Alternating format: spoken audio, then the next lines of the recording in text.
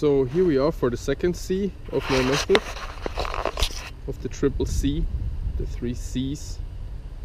Whoa, this knot is gonna come in very, very handy.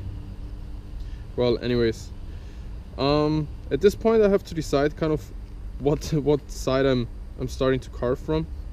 So I got this knot here. When you work on the second C, which is, I should have actually mentioned, the second C is called crank, C for crank. So I'm figuring out the side view of the spoon, which is for me, if I see it in percentage of importance, I would say it's about 50 or 60%. This side view really is gonna determine how comfortable the spoon is in hand, how comfortable it is for eating. Of course, the bowl shape and size and everything is very important as well. The depth of the bowl and the radius inside of the bowl, very important. But from my point of view, the side profile is really what makes a difference. So getting the knot out of this side profile, I think I'm gonna stay with this being the top side, and I'm gonna work on the crank from the side.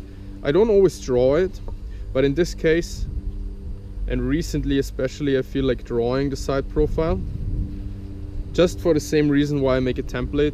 It just makes for a more consistent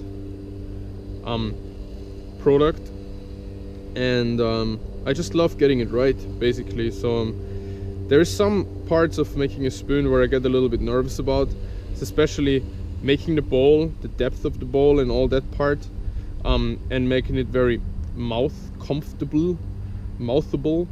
And another thing that makes me kind of nervous is the crank. So I just take away that part by drawing it. So I don't want to make it too steep and too much of an S, otherwise it's awkward, but it's got to have a nice flow.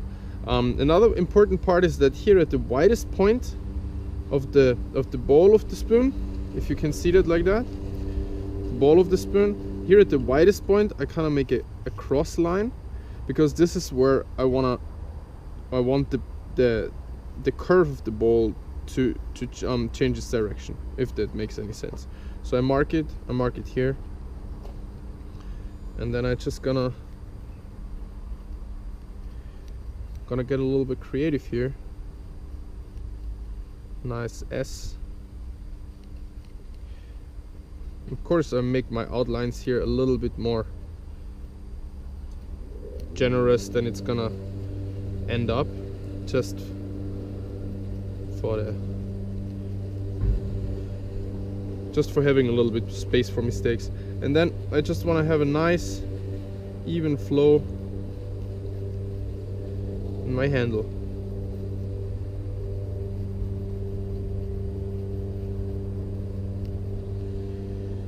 Okay, so when I'm done with the side profile,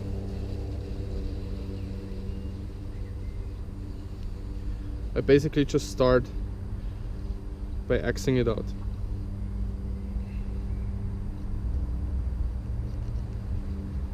So more or less, just wanted to get rid of the knot here as well.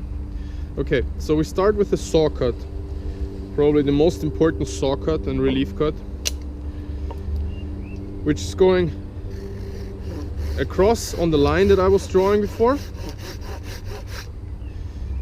and then make sure on each side to have the same depth. So I go to here, have a little bit space left, and then just try to match up on the other side. Of course, you can also use a pencil to mark both sides. Here it really comes down to how consistent and how nicely your blanket was and your spoon blank was, and your billet in the first place. Mine was kind of awkward with a little slope here and all this bollocks going on here. So it wasn't as straight and flat, and I didn't really,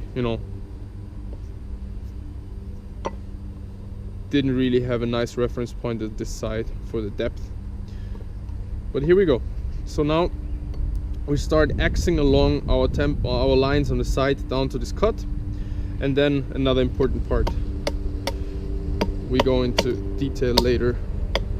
So here, as with the stop cuts from the side, just make sure to let your axe do most of the work and do a lot of prying.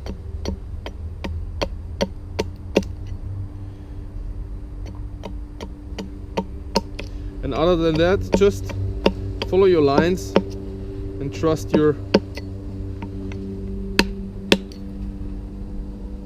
lines.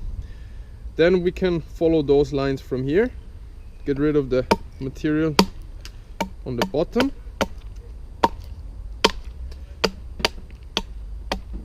So the knot is history.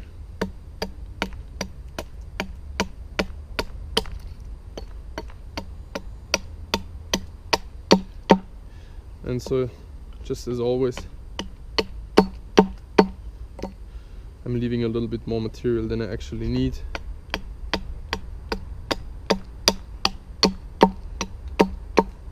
Just for safety, so to say. Okay. Then I can start here by axing in the crank from the bottom. Nice straight line all the way to the tip.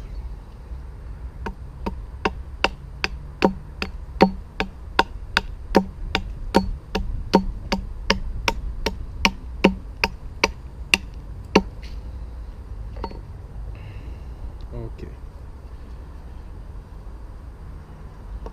Then we're coming in from the other side, and now this is another crucial part. Trying to hold my spoon blank down to my bench like that, and kind of hide my hand and wrist behind the spoon, or I bring the ball even over the edge like that and hold it down. And now I start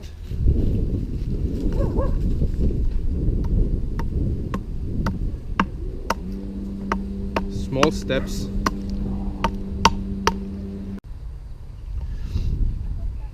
Okay, now to work the front part, to get rid of all that material, I try to get a good grip like this, hide my hand and my ankle and everything behind the spoon blank, and then I start chopping. But I don't chop towards my hand, of course. I kind of chop downwards and try not to remove all the material at once, but kind of go step by step.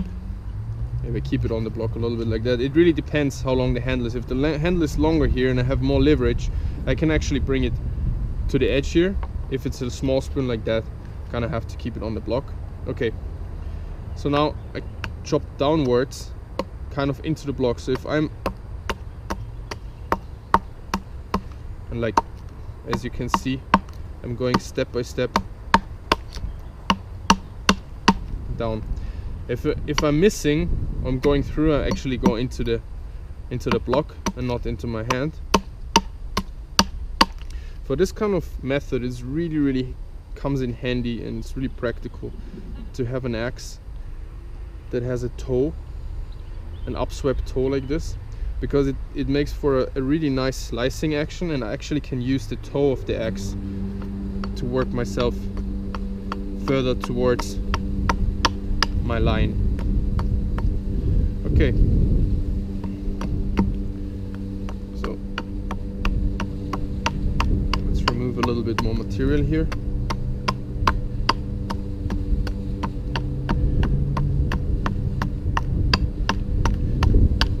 This is really a little bit of a difficult step, and it's definitely a step that you can practice a lot, but it's very important in getting a good crank. And then slice at the end. I kind of slice through the bowl like that to remove the last bit.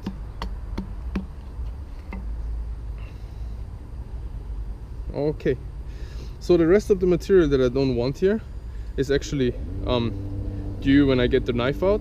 Then that's just another part that I want to talk about later. So I don't have to try, or I mean I can, but I don't have to go all the way down to my line. This is really easy to remove with the knife later. There's a nice technique for that, and I'm gonna show you. Excuse me, I'll show you that later. So the last part I want to do on the ball here, when I'm happy with the crank, which I am actually right now, then I just want to round off the edges of the ball a little bit. So on this side I have the slope already, so there's not that much to remove. But here on the other side, I just want to basically from the widest point here, at about a 45-degree angle, I want to take off this edge or this corner. And what you're gonna realize soon is that every time you take off a corner that is created, there is a new corner coming up, and if you remove that corner again, it gets rounder and rounder with every corner you take off. So